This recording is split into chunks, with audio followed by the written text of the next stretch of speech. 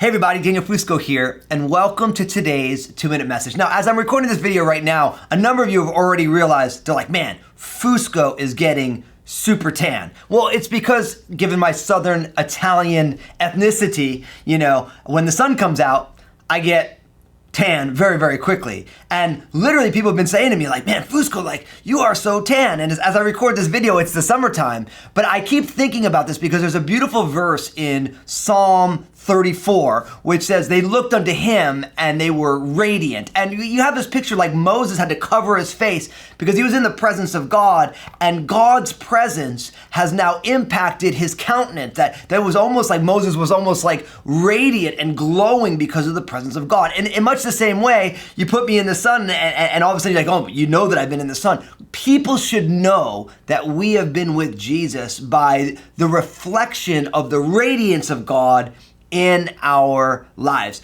If you think about the book of Acts, remember Peter and John when they were before the Sanhedrin Council, that council knew, although that they were not learned men, they had not all the education, but they knew that they had been with Jesus because there was something about Peter and John, who they were as they reflected to this leadership council, who Jesus was. People knew it. I'm here to tell you, that's not just true about John and Peter. It's not just true about Moses. This should be true about all of us. And I want to encourage you today to say, God, will you, so to speak, clean off the mirror of my heart and of my life so that I can reflect you to the people that I see, that people would notice there's something different about you. What is it? And you can tell them, listen, it's because I believe in Jesus. I'm walking with Jesus. And that's the way that we can share our faith that actually precedes the words that we use. I believe we should use words because the gospel is good news.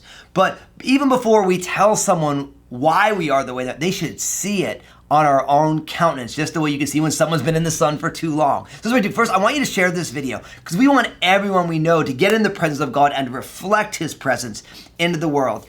And in the comment section, what I want you to do is I want you to tag somebody who you see is a living reflection, a living epistle of Jesus in the world. You see that God is doing a work in their life and they're allowing God's presence to change their countenance, to change the way they present themselves to people. And people are being blessed by it because you're being blessed by it. I want you to encourage them. Say, listen, you just stay in the presence of the Lord. You are such a beautiful reflection of who God is. And we're going to encourage one another as we seek to be reflections of God's glory into the world. And God bless you today.